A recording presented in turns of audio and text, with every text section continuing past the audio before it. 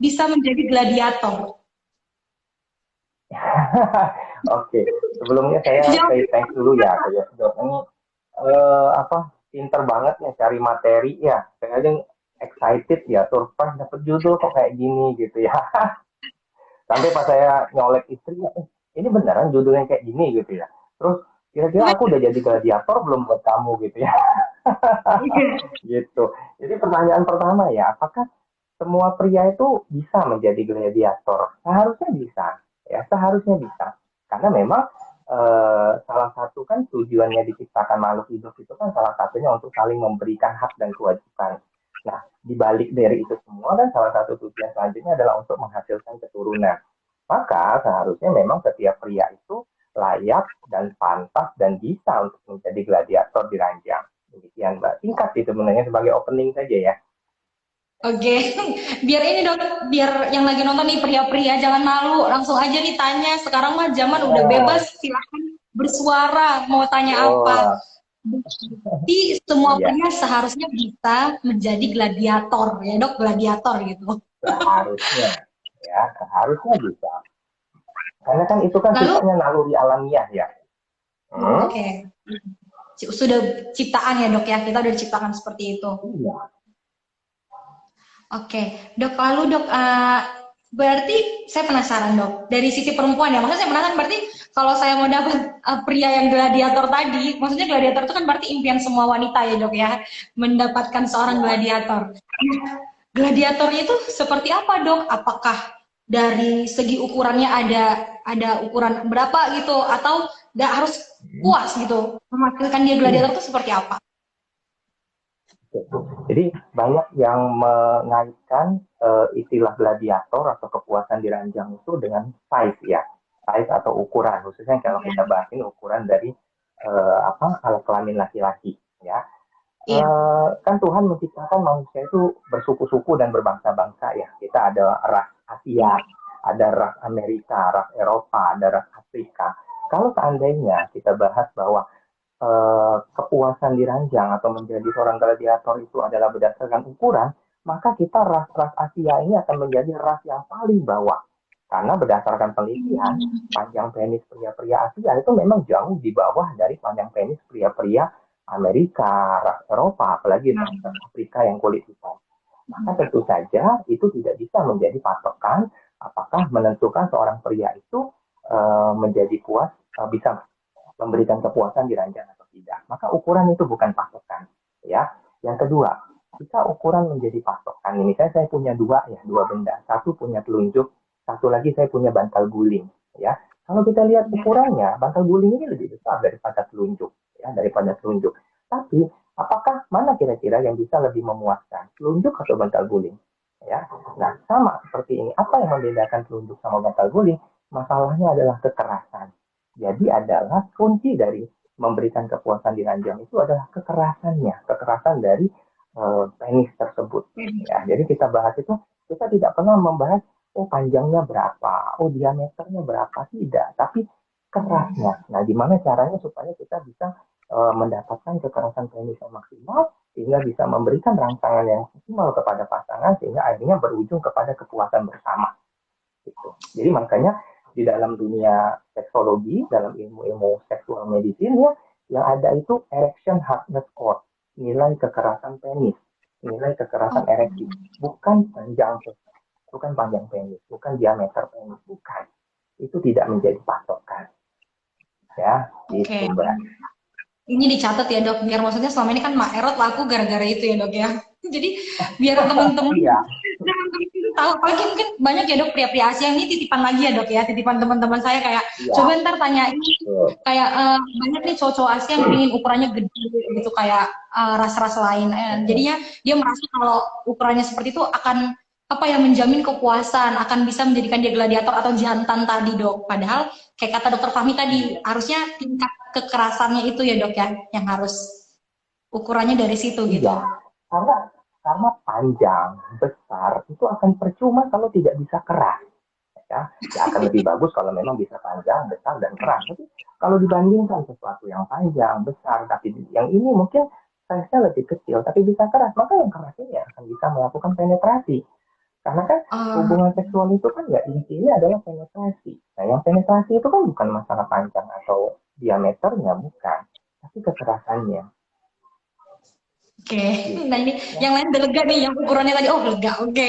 Nih dok udah banyak nih Hmm. yang ini rame banget soalnya ya, kayak dok dikasih lem uhu kali ya biar nempel, benar nggak dok? Ini ada yang ngomong gitu, terus ada yang bilang, ini kita jawab aja deh langsung ya, udah rame banget, bebas Iya. nih dari sini. Oh ini kayaknya pertanyaannya cewek cowok juga nanya ini dulu deh. Kayak dok tanya durasi yang normal berapa lama dok? Berapa lama dok? Ini kayaknya Oke, pertanyaan dari zaman durasi kapan yang ya dok? normal.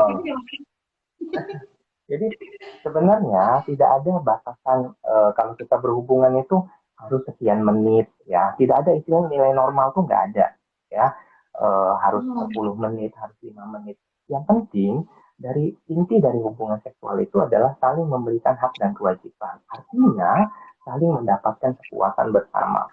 Nah, bagaimana cara mendapatkan kepuasan bersama ini? Ini yang tadi tidak ditentukan oleh durasi. Kalau teman-teman tahu, mungkin ada istilahnya quick sex. Ya, quick sex dalam waktu yang sempit kita harus berhubungan seksual dengan cepat.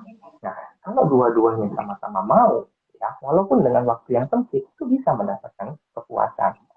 Ya, jadi kadang kita itu suka tertipu ya, suka tertipu dengan tontonan. Tadi yang misalnya, karena kita pernah menyaksikan sesuatu yang apa namanya tenis dari ras lain, jadi kita beranggap oh punya kita ini kecil, punya pasangan kita kecil.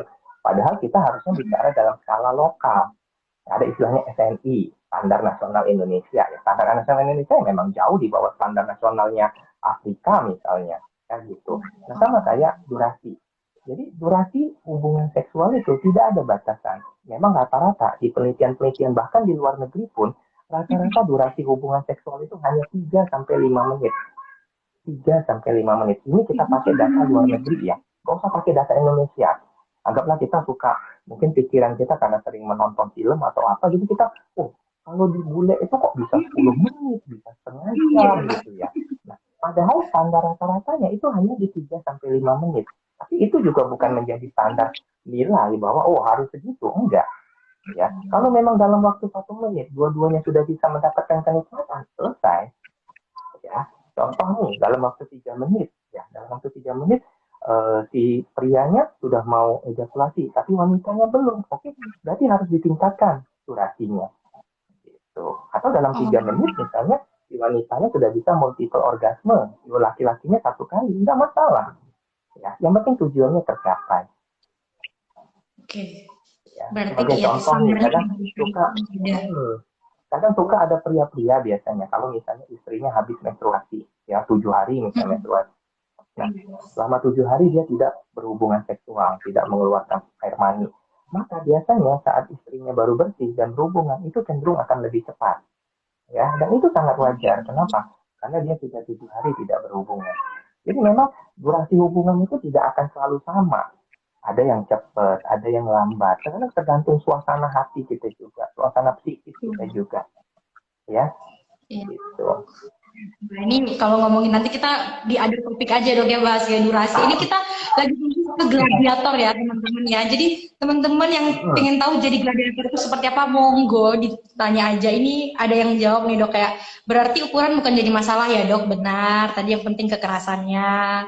Terus ini kayak oh ini Ya. dok boleh deh kita kayak dari Reza Kurniawan gimana sih cara merangsang yang benar dok? Wah ini digunakan harus dengan Oh, baik-baik ya bagus. ini dengan Ya. pasangannya. Oke. Ini yang tadi nanya cowok ya, cowok ya. Cara merangsang yang benar. Nah, ini penting ya. Jadi kita itu kalau kita bicara saling merangsang, artinya kita bicara foreplay. Kita bicara pemanasan ya. Nanti kan dalam hubungan seksual itu ada 3 fase. Foreplay, sexual intercourse, sama afterplay. Nah, kalau bicara saling merangsang ini foreplay. Nah, sama nih. Kita suka ketipu ya. Ketipunya apa? Misalnya tadi kita nonton sesuatu. Kita lihat, oh, si pria itu, pria bule itu misalnya melakukan sesuatu hal kepada wanitanya dan wanitanya seperti merasa nikmat ya kayak gitu. Oh berarti aku juga nanti kalau punya pasangan, punya istri, aku juga pengen memperlakukan seperti itu kepada pasanganku. Itu misalnya ya. Padahal itu tidak berlaku secara menyeluruh. Kenapa? Karena Ya. setiap pria, wanita, setiap individu itu punya zona erotis di dalam tubuhnya.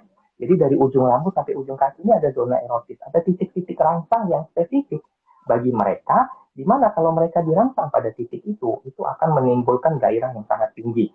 Nah, zona erotis ini secara umum ya, kalau laki-laki ya penis, sekitar-sekitar daerah selangkangan. Kalau perempuan misalnya bibir, payudara, vagina, klitoris, itu umum sifatnya. Tapi ada titik-titik erotis lain yang hanya si individu itu sendiri yang tahu. Jadi kalau ditanya gimana caranya merangsang yang baik, maka jawabannya adalah komunikasi. Artinya kita harus mengenal pasangan kita. Pasangan ini juga harus menyampaikan ke pasangannya. Contoh nih misalnya ya, ada wanita ini nggak pernah ngomong ke suaminya, ke istri ini nggak pernah ngomong ke suaminya bahwa dia itu selama ini nggak pernah puas. Akhirnya dia melakukan yang namanya orgasme palsu, fake orgasm, ya orgasme palsu, hanya untuk menyenangkan suaminya. Karena selama ini dia selalu sifatnya pasif, dia tidak pernah menyampaikan ke suaminya bahwa aku tuh pengennya diginiin, aku mau payudara aku tuh pelintir-pelintir, dicilat, kayak gitu. Dia nggak pernah menyampaikan, ya. Nah, artinya apa? Dia tidak menjadikan suaminya sebagai gladiator. Seharusnya dia sampaikan kepada suaminya supaya dia bisa menjadikan suaminya gladiator tadi. Jadi menjadi gladiator itu bukan hanya keinginan dari kita sendiri sebagai pria, tapi juga harus diajari oleh si wanitanya. Gitu. Sama seperti kita nonton acara kuliner ya, misalnya ada review makanan. Misalnya makanan apa ya, gudeg misalnya atau apa. Kita lihat tuh kayaknya enak sekali ya. Tapi pas kita nyicip belum tentu enak. Ya. Tadi sama kayak misalnya kita nonton sesuatu, kita lihat tuh kayaknya wanita itu kalau di oral sex misalnya ya, itu kayaknya merasa nikmat dia. Pas kita coba ke pasangan kita, belum tentu. Karena pasangan kita merasa jijik, merasa nggak enak.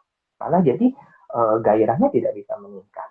Maka kuncinya tadi komunikasi. Tanya ke pasangan, maunya diapain.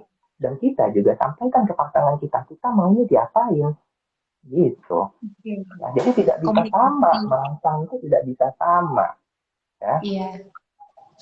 Iya, ini nanti langsung dicoba kali. Maksudnya kalau dokter bilang ABC ini caranya begini, dicoba terus tidak bekerja, kok nggak bekerja dok? Nah, ini udah banyak. Nah, ini pertanyaan tentang obat kuat banyak banget dok, titipan juga. Ini salah satunya mungkin mewakili kali ya, kayak dok, suplemen atau olahraga apa sih yang support untuk kekerasannya? Tadi kan dokter singgung tuh, berarti poin menjadi gladiator itu adalah kekerasannya. Adakah suplemen atau olahraga? Oke, nah ini juga yang suka ditanya ya, suplemen gitu ya. Sebenarnya namanya suplemen. Suplemen itu kan zat tambahan, ya, suplementasi istilahnya. Nah, kalau kita memiliki masalah dengan gairah seksual, dengan ereksi, maka yang perlu dipertanyakan dulu sekarang ini adalah penyebabnya. Karena tidak semua penyakit itu bisa diobati dengan suplemen, ya. Semuanya itu harus didasari dengan mencari tahu dulu penyebabnya. Contoh ya, Contoh misalnya, hubungan seksual itu kan harus diawali dengan hasrat atau nafsu, keinginan. Misalnya, saya nih lagi nge-like kayak gini, tiba-tiba di pikiran saya pengen nanti malam mau ML sama istri saya. Artinya kan saya ada nafsu, ya. Nah, kadang pria-pria atau kadang istri datang, dok, tolong kasih obat ke suami saya. Suami saya itu ereksinya nggak keras. Ditanya dulu, suaminya ini masih punya nafsu nggak? Percuma dikasih obat kuat kalau dia nggak punya nafsu. Karena obat kuat itu bukan untuk memunculkan nafsu seksual, tapi untuk memperbaiki kekerasan ereksi. Ya, jadi ditanya dulu, dia masih punya nafsu nggak? Kalau dia nggak punya nafsu, maka nafsu seksualnya dulu yang diperbaiki. Tapi kalau dia punya nafsu, oke, dia punya nafsu keinginan, tapi setiap kali mau berhubungan selalu nggak bisa ereksi maksimal, selalu nggak bisa ereksi maksimal. Maka baru kita melangkah, kita gali nih, kenapa ereksinya nggak maksimal? Misalnya dia punya penyakit penyerta diabetes misalnya. Kadar gula darahnya tinggi 500, 600. Maka kalau dikasih obat kuat saja, suplemen saja, ini tidak akan maksimal. Karena kadar gulanya harus diturunkan dulu. Makanya harus konsultasinya multidisiplin. Selain ke andrologi, juga perlu ke penyakit dalam. Seperti itu. Atau ternyata dia ini misalnya minum obat tertentu. Misalnya dia ada darah tinggi. Darah tingginya terkontrol setelah minum obat, tapi ternyata obat yang dia minum ini adalah obat yang menimbulkan efek samping mengganggu kekerasan ereksi. Maka suplemen akan bermanfaat nggak di situ? Nggak akan, karena penyebab utamanya belum kita selesaikan. Atau dia merokok lama, obesitas, gangguan hormonal, banyak sekali yang harus digali untuk memastikan penyebab gangguan kekerasan ereksinya. Jadi tidak serta-merta hanya dikasih suplemen-suplemen saja, gitu. Oke, jadi ya dicari tahu penyebabnya benar. Setuju dok. Jadi jangan sampai salah Iya, kasih. Oke, ini dok lanjut nih ya. Udah rame banget. Saya harus pilihin ya teman-teman. Jadi yang nggak sempat tanya, tanya ulang lagi aja di bawah biar saya bisa scroll. Dari @Mega Riasyo pertanyaannya, dok apakah normal jika 5 hari sampai 1 minggu nggak berhubungan, pada saat berhubungan cepat keluar atau ejakulasi? ya seperti yang saya bilang tadi ya, bisa misalnya ini contohnya dalam kondisi istrinya menstruasi 1 minggu Iya. misalnya nggak berhubungan, itu akan sangat normal kok cepat keluar. Kadang satu Iya. menit, kadang 2 menit itu tidak lantas dikatakan oh pria ini mengalami ejakulasi dini, tidak. Uniknya dalam bidang seksual medicine ya, dalam bidang seksologi itu penyakit itu tidak langsung didiagnosis begitu orang itu pertama kali mengalami. Contoh ya, contoh. Saya misalnya sudah berumah tangga sama istri saya 10 tahun. Selama 10 tahun ini saya tidak pernah bermasalah dalam hubungan seksual. Tiba-tiba semalam saat saya mau hubungan, tiba-tiba saya nggak bisa ereksi. Maka saya tidak lantas dikatakan, oh ini dokter kena disfungsi ereksi. Tidak. Atau tadi contohnya, sudah seminggu tidak berhubungan karena menstruasi. Lalu bersih, berhubungan. Nah sekalinya berhubungan, nggak nyampe 1 menit, keluar. Ya, Iya. semampai, semenit nggak sampai. Ya, kalau kata teman saya dokter Anton itu semenit nggak sampai ya. Nah, atau istilahnya baru 1 kali celup langsung nyemprot. Wah, ini jangan-jangan suami saya ejakulasi dini. Tidak.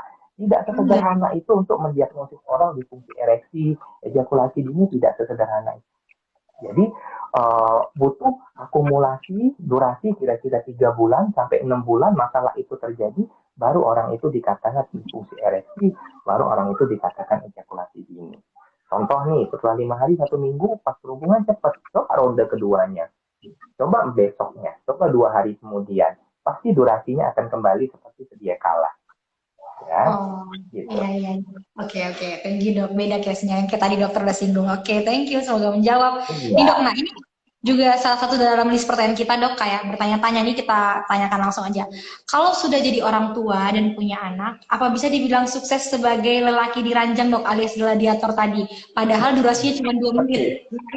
Banyak, dok, soalnya teman-teman saya Nah, kayak, jadi gue udah jadi gladiator nih, mentang-mentang udah punya anak. Gimana, dok? oke, ya. Jadi gini ya, ada nggak sih orang itu yang benar-benar jujur mengungkapkan isi ranjangnya ke ranah publik? Nggak ada, ya nggak ada. Betul. Jadi kalau lagi ngumpul-ngumpul nih, contohnya ya, ada bapak-bapak usia 50 tahun. Jadi kalau kita bicara disfungsi ereksi, Ya. prevalensinya di atas 50 tahun itu 70% pria mengalami disfungsi ereksi. Jadi, Oh. kalau ada bapak-bapak usia 50-60 tahun, ada 10 orang lagi ngumpul, ya, tiba-tiba semuanya ngomong, oh kalau aku, ereksiku nggak bermasalah. 10 orang ngomong itu yakinlah, 7 diantaranya pasti bohong. Karena prevalensi itu nggak pernah bohong. Ya, jadi kita itu, Oke. ya kita memang nggak pernah jujur ya. Jadi, apakah dengan kita sudah berhasil memiliki anak, kita itu artinya sudah bisa menjadi gladiator? Nanti dulu. Kenapa? Karena hubungan seksual itu punya dua fungsi. Pertama untuk mendapatkan kenikmatan, kedua untuk mendapatkan keturunan. Ya, dengan memiliki anak artinya dia sudah berhasil menjalankan fungsi hubungan seksual untuk mendapatkan keturunan. Apakah dia berhasil memberikan kenikmatan kepada pasangannya? Hanya dia, pasangannya, dan Tuhan yang bisa menjawab. Sama rancang. Ya. jadi tidak bisa. Jadi itu sesuatu yang sangat sangat ini sekali ya, sangat apa namanya sangat tabu memang. Kadang pasien-pasien juga di ruang praktik itu seperti itu, untuk mengungkapkannya itu malu. Ya, saya Iya. punya case ya, pasien saya itu 3 tahun, nikah 3 tahun, cuma berhubungan seksual 3 kali. Dalam 3 tahun cuma berhubungan seksual 3 kali, dan kebetulan punya anak satu. Artinya hanya dengan 3 kali ML bisa punya anak. Tapi bayangin dalam 3 tahun cuma 3 kali ML, karena selebihnya dia tidak mampu berhubungan seksual, karena ereksinya tidak maksimal. Sudah punya anak, apakah jadi gladiator? Tunggu dulu, enggak. Dulu, iya. Iya, setuju dok. Iya, Jadi gladiator tadi maknanya luas. Nah, ini seru juga nih dok. Ada pertanyaan selanjutnya ya. Ini fakta laki-laki sih. Emang iya. laki-laki perlu perlu momen-momen kayak gini dok, yang bisa untuk nanya bebas mana ya tadi ya. Bentar saya cari. Aduh, mana ya? Sabar-sabar teman-teman. Tadi ada pertanyaan, mana dia? Oke deh, saya scroll yang atas dulu aja deh. Ini dari sisi cewek dulu aja deh, saya cari yang lain dulu. Dari @nita_hanif, dok, apa penyebab suami malas berhubungan padahal sedang liburan? Apa tipsnya biar kembali bergairah, dok? Nah, ini lagi ya. Sekarang gini, eh tadi ya, tanya dulu, ini ada nafsu nggak? Ya, Langsung nggak sama nih? kayak makan nih. Ini suami saya ini kok kayaknya makan males-malesan. Orang itu kan kalau makan males-malesan itu dua. Pertama memang dia nggak punya nafsu makan, atau sebenarnya dia punya nafsu makan tapi dia bermasalah dengan pencernaan. Misalnya mulutnya sariawan, sakit tenggorokan. Artinya dia punya nafsu makan tapi pas mau nelennya sakit. Nah, ada orang yang memang dari awal nggak nafsu makan, ya. Nah, ini misalnya, kenapa dia malas berhubungan padahal sedang liburan? Mungkin ya karena kegiatannya sudah terlalu menyibukkan sehingga dia memanfaatkan momen liburan itu untuk refresh gitu ya karena kan sebenarnya hubungan seksual itu juga melelahkan kan enggak juga Iya. melelahkan kadang situasi misalnya liburan bayangin ya liburan misalnya apalagi kalau sudah punya anak nih liburan ngajak anak ya nah satu hotel sama anak mau berhubungan tapi misalnya anak ada di sisinya itu kan menimbulkan rasa cemas kalau kita mau berhubungan apalagi kalau anak-anak yang sudah mulai misalnya 3 tahun ke atas nah itu juga menimbulkan rasa takut untuk berhubungan beda kalau di rumah misalnya anaknya tidur di kamar sebelah suami istri berdua saja di kamar nah itu juga bisa itu kan tidak menimbulkan masalah nah begitu jadi tidak bisa dijawab ya selain ibu komunikasi ke suaminya kenapa nah kenapanya ini why-nya ini nanti yang setelah dijawab baru tahu kita solusinya apa gitu. Oke, ya tadi yang penting intinya komunikasi terbuka dan dipastikan ya tadi kembali ke nafsu tadi ya Iya. dok. Enggak. Oke, ini lucu nih dok pertanyaannya ada dari @imamfirmansyah_. Dok, cara jago tapi belum pernah gimana? Kayak dia pengen jadi gladiator tapi dia belum gimana dok?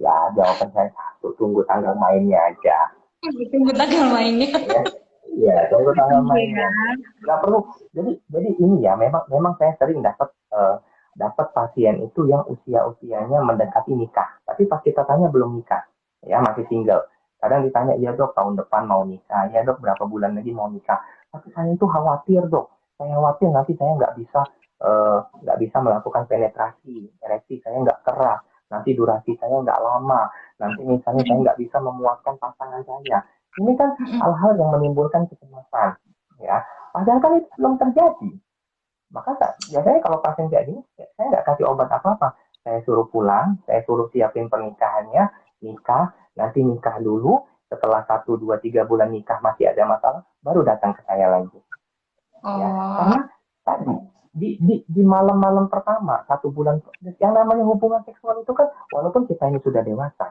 tapi kan hubungan seksual itu sesuatu yang baru bagi kita iya. ya sesuatu yang baru artinya kita baru mempelajarinya ya mungkin teorinya udah dapet tapi pas prakteknya kita kaget oh begini rasanya menyentuh vagina begini yang namanya penetrasi kayak gini yang namanya ejakulasi kayak gini yang namanya disemprot oleh cairan mani kayak gini semuanya semuanya apa namanya menimbulkan oh ini sesuatu yang baru jadi sama seperti anak bayi usia 9 bulan baru baru belajar berjalan apakah dia pasti begitu berdiri langsung bisa lari tidak pasti ada fase jatuh maka 3 bulan pertama dalam pernikahan itulah fase untuk kita mempelajari hubungan seksual.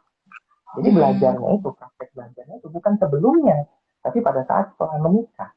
Jadi jangan langsung ngerasa depresi ya. Begitu malam pertama, aduh kok nggak bisa penetrasi. Ya.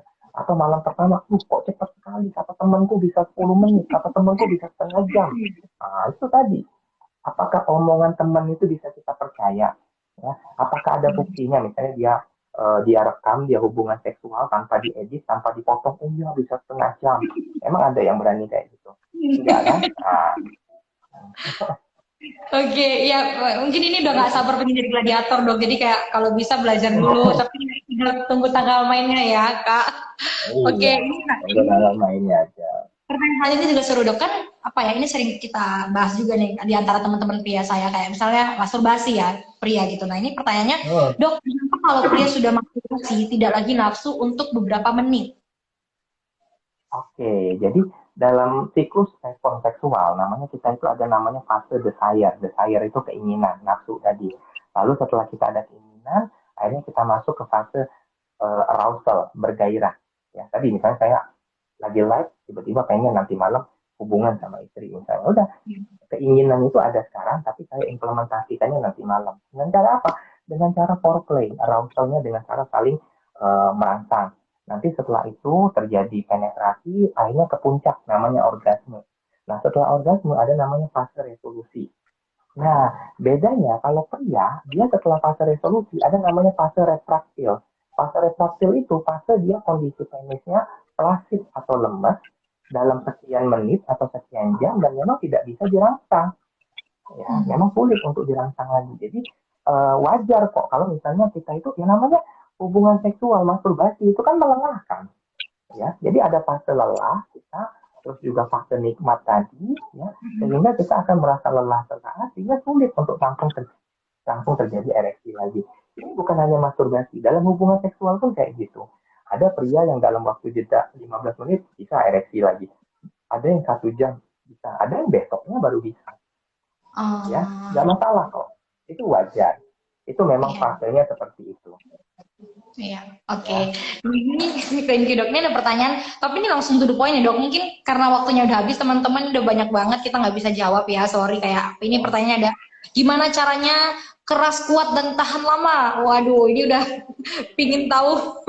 Ini nanti dijawab sama dokter Fami di next sesi kali ya. Ini dia mau dapat jawabannya semua dok. Itu mah yang diinginkan pria ya dok ya. Oke, Iya. dok. Ini deh, apa ya? Sebelum kita closing, teman-teman yang mau nanya boleh nanti akan disimpan, akan mungkin Dokter Fami bantu jawab di sesi konsultasi. Kayak kita kan mau bahas gladiator nih sore ini. Berarti dok, eh, gimana dok? Singkatnya gitu, menjadi gladiator di ranjang itu gimana sih dok? Oke. Jadi untuk menjadi gladiator di ranjang itu dimulai pertama dari diri kita sendiri. Ya, dari diri kita sendiri adalah hal-hal yang sering sekali mengganggu durasi apa mengganggu fungsi seksual kita itu adalah bisa kita melakukan gaya hidup yang buruk. Mulai dari ngerokok, minum alkohol, kegemukan, kurang olahraga, ya, makan yang tidak bergizi. Nah, maka mulai dari diri kita sendiri lakukan perbaiki yang saya bilang barusan tadi. Kalau yang ngerokok ya berhenti, jangan juga ganti vape ya, nge juga jangan sama. Ya, yang minum alkohol, yang mulai apa kurang mager-mager, kurang olahraga, itu yang harus ditingkatkan frekuensinya. Ya, itu yang dimulai dari diri kita sendiri. Lalu yang dimulai oleh pasangan kita atau kita dengan pasangan apa komunikasi gitu aja kok. Ya, kita percuma punya pasangan yang misalnya yang perempuan nih, apa suami saya ini kok kayaknya belum jadi gladiator, tapi sebenarnya dia belum ngasih tahu ke suaminya bahwa dia tuh pengennya diginiin, diginiin, diginiin gitu lah. Ya, suaminya ya taunya ngikutin yang di film kah, ngikutin nalurinya kah, sedangkan itu tidak match dengan keinginan istrinya. Maka si istrinya harus menyampaikan, jadi harus saling komunikasi. Ya, misalnya tadi si suaminya itu kok ngerasa, aduh istri saya ini kok pasif banget ya, saya itu pengennya diginiin tapi dia nggak mau. Ya, nah maka tadi kuncinya adalah ngomong. Ya, sesimpel itu sebenarnya ngomong. Ya, jadi kalau hubungan seksual itu jangan ahu-ahu aja ya, mendesak-mendesak aja gitu ya, jangan. Iya, iya, iya. Makanya kalau hubungan seksual itu kan ada yang namanya afterplay. Afterplay Iya. itu kan setelah berhubungan. Ya kan ada yang setelah berhubungan tidur, ada yang setelah berhubungan langsung pergi kerja misalnya. Ada yang setelah berhubungan misalnya langsung mandi, ada juga yang peluk-pelukan. Nah, karena biasanya dalam pelukan itu kita